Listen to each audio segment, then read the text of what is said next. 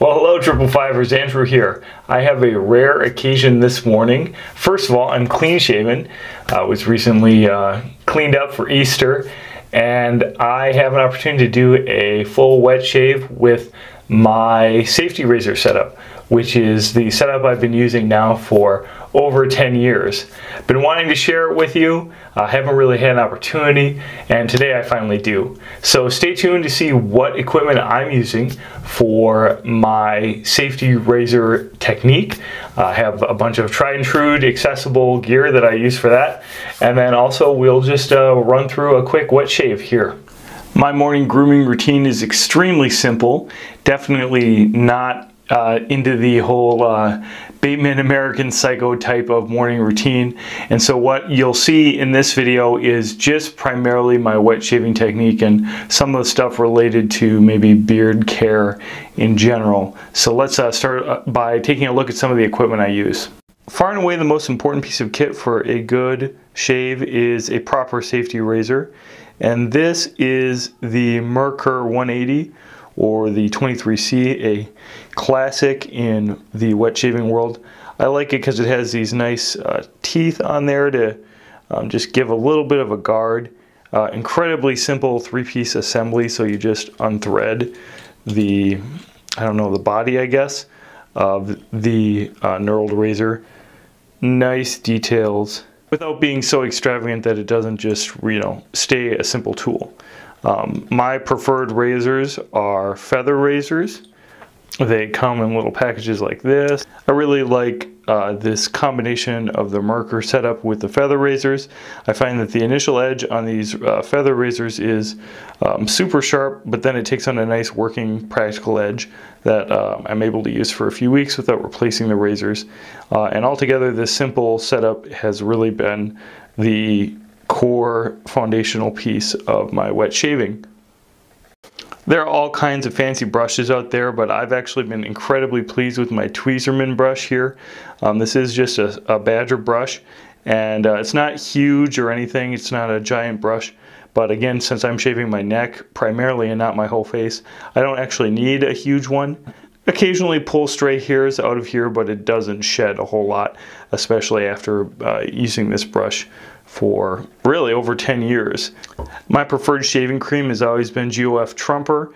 I particularly like their sandalwood, and I also have some almond here.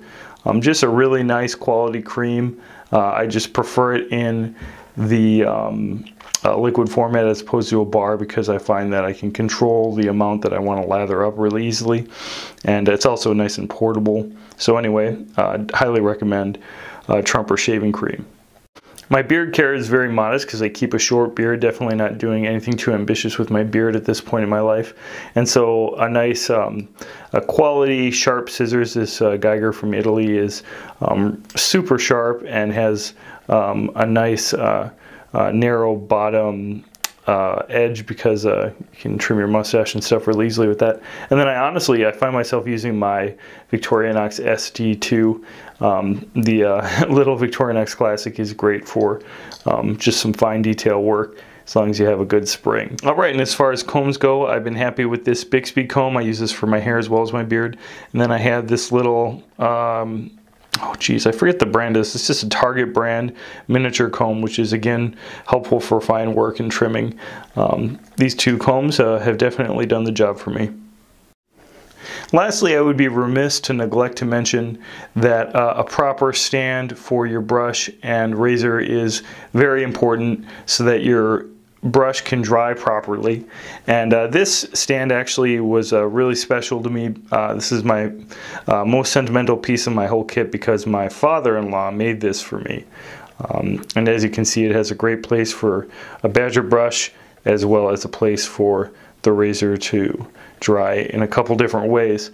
So a good proper stand for your brush is important to ensure that it dries in a proper way. And then also, of course, for your safety razor, you don't want that to rust at all. Normally, I get my face wet just by taking a shower in front of shaving. That way my face is all evenly moisturized and wet. But today, since I'm not doing that, I am just getting my face wet with some hot water. Nothing fancy at all, just real simple. Get a a little bit more prepared for that shaving cream, we will, after this, just dollop up shaving cream. Some guys like to heat up their shaving cream. I totally get it, understand why to do it. It's just not something that's been a priority for me. It seems more like a luxury, so not a priority. So first thing we do is just get our face wet, and then we get the shaving cream whipped up. All right, with shaving cream, I just put a dollop in my hand like this. Not very much, like maybe about a dime or a quarter size, depending on how much lather I want to get. Getting my brush soaked right now in the sink, just shaking it out, get it wet, shake it out, and then it is damp and it's ready to just start turning in your hand. There's no rhyme or reason, just spinning it and rotating it and getting a lather built up. Usually takes about 20 or 30 seconds to get it to a point where I'm happy with it. Starts getting kind of pumped out. You can see that I'm getting enough here that I'll definitely be able to coat my whole face. And you can always re-lather. You want to put about a medium pressure on the brush, not so much that you're going to be really crushing the knot of the badger hairs, but enough that you're working it evenly throughout all of the hairs. A little bit of turning here and a little bit of work. And so once your badger brush is properly lathered, you might just want to get your skin wet one more time. You don't want your face dripping wet. You just want it damp enough that your hairs are softened a bit, your pores are open, and that you're just ready to rock.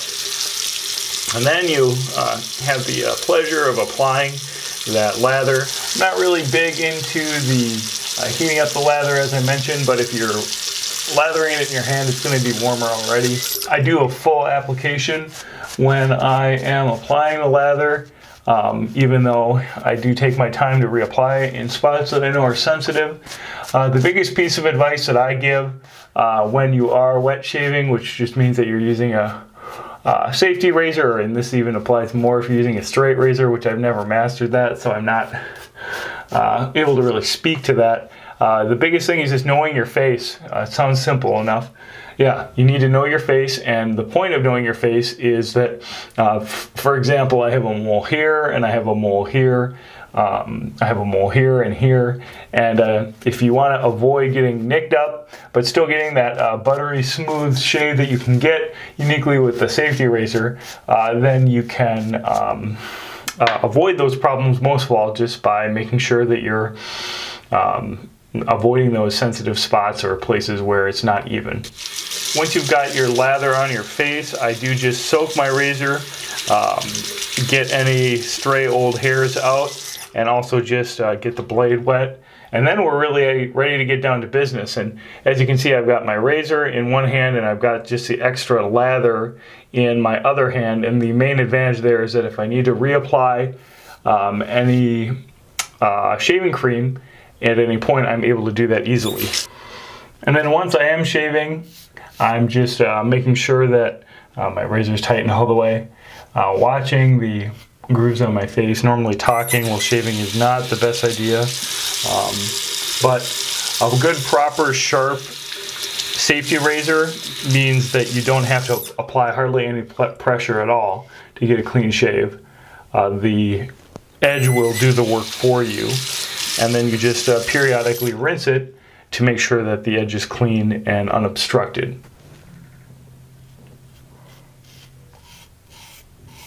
In places where the hairs are not coming off completely right away, I will just reapply some extra shaving cream there to ensure that I'm not being too rough on the skin. Again, you just need enough contact to get the hair off. You're not trying to take any skin off at all, which of course is what happens when you start bleeding.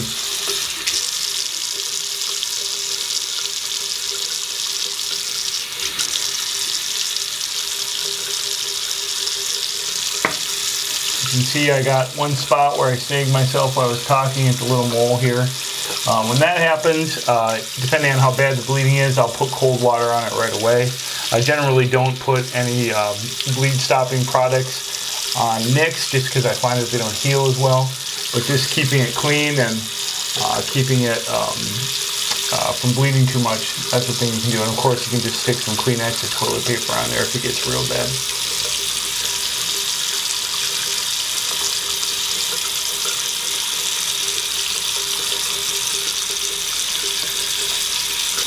And you do just want to take some extra time around your lips just for fine work. Just be real careful around there. That's usually the last part where I'm working. Rinsing once you're all done is important, and so I just go over with some cold water. I'm not a big aftershave guy. Don't use a lot of aftershave. Don't usually have a full face to clean, and so I actually don't have any aftershave to recommend particularly. I just get it wet, and then if I need to moisturize afterwards, I will with some just some standard hand cream, some standard body lotion type of stuff.